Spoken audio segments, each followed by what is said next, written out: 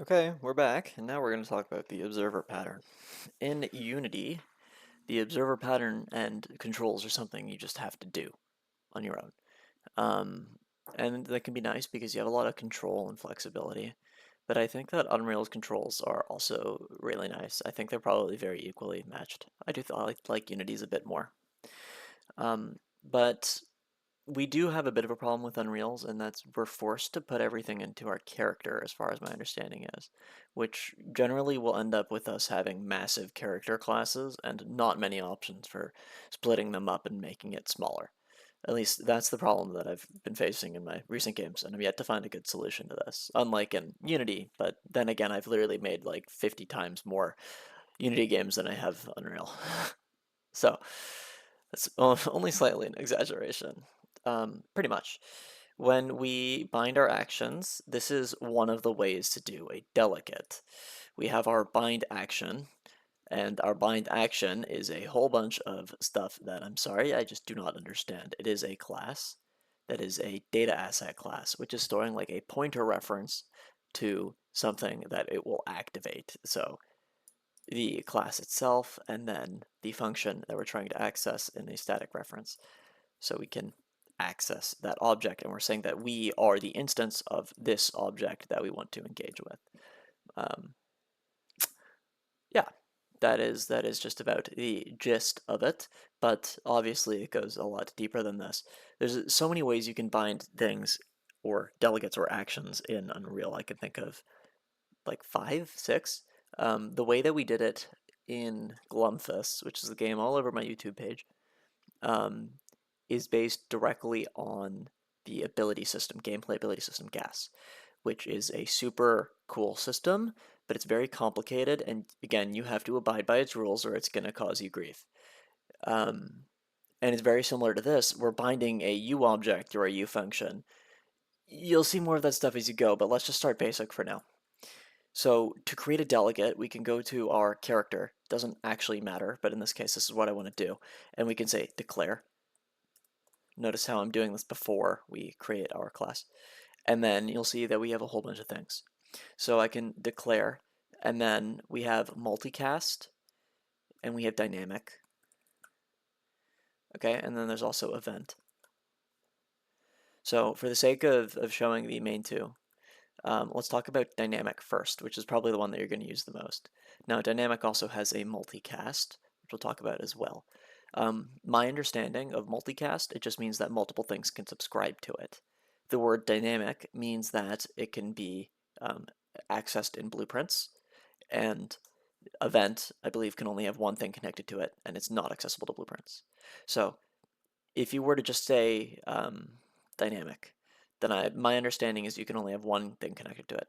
Dynamic multicast, many things. If you were to just say multicast, it can't be exposed to blueprints. That's the idea. Now you also see we have a bunch of parameters. So for the sake of demo, I'm going to do this with one parameter. And this is something that I've done in a few of the games, well, all, frankly.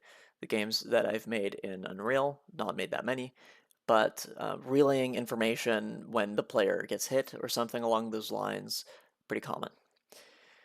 So what we want to do is we want to declare a dynamic multicast delegate with 9 parameters.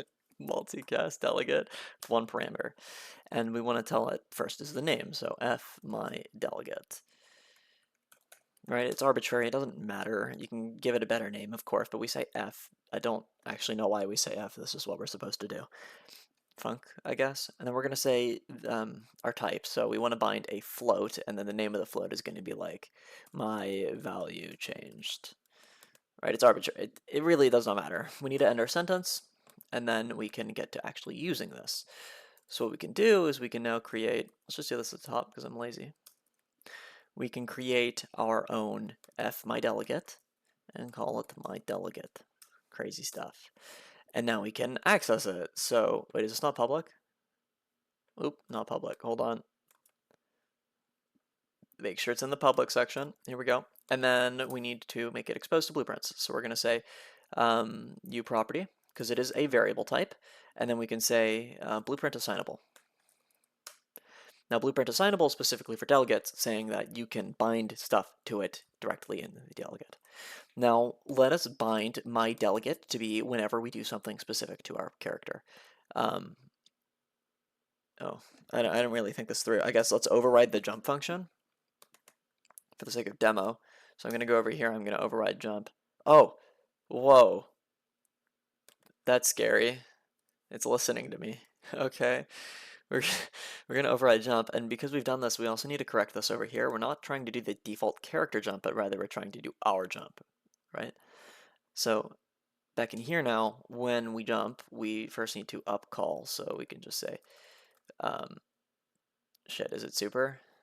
I feel like it's super. Oh god, my brain's failing me.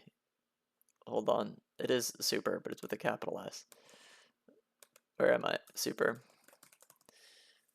My god, we don't talk about that, guys. Look away, please. Then what we need to do is do whatever we do with our action. So we're going to invoke it. Let's call it on jam. And I don't know, maybe we want to do something weird where other things can tell when we've jumped. So we're just going to broadcast it over here. And then we want like a float of, I don't know, our force, or maybe you want to say how much, like how hard you landed on the floor. So you could send like a shockwave and all enemies within some range. Well, no, I don't know. Arbitrary, doesn't matter. We'll just say 10 for the sake of demo. It's, who cares, right? Right, I made a mistake. On jumps is apparently a thing that already exists. So on on my jumped, my bad. Sorry guys. Ugh, and I'm an idiot. Make sure if you change it there, you change it here too. Ha ha ha. Okay, we're back. I am in my third-person character blueprint, which is the thing that has the delegate, or at least that it knows about it. And you could totally also set this up in your subsystem, so that way it can share events. But what we want to do is we want to set our event, which I called on my jumped, right? And you can see that we have all this stuff, and you can totally do this in blueprints as well. But we're going to bind an event, okay? And what we can say is we can make, I was just curious, add custom event, and we can call it, I don't know, invoked event. It doesn't actually matter, at least not for this. At some point we need to bind it. So in begin play, we're going to bind our event. And then let's just move all of this code, which we used for our subsystem, and connect it to here. So what this says, right now what it says, is when we begin the game, when we press begin play, we need to bind an event for the onJumped function. And then when we invoke, so that event will be invoked, and it will say hello world. It'll call that hello world function, which is just adding 1 to the value and printing in our local console, and it's increasing our number, which will print on the screen. So what we should expect to see is 1, and then 2, and then 3 every time we jump, right? So let's press play, and gotta go here. Okay, and then when I jump, you can see it's working. That's it. So we're using a delegate to observe whenever the player is doing something. And now obviously for an instance that we've done right now, it doesn't really make much sense, but that is how you would do the observer pattern in Unreal.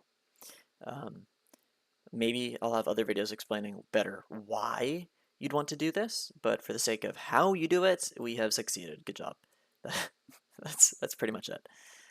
There are other ways to bind events as well. We can talk about some of those if there's a request. But I might need to do more research myself just so I can make sure that I'm delivering the most appropriate and accurate content that I can. Alrighty, take care, have a good night, and goodbye.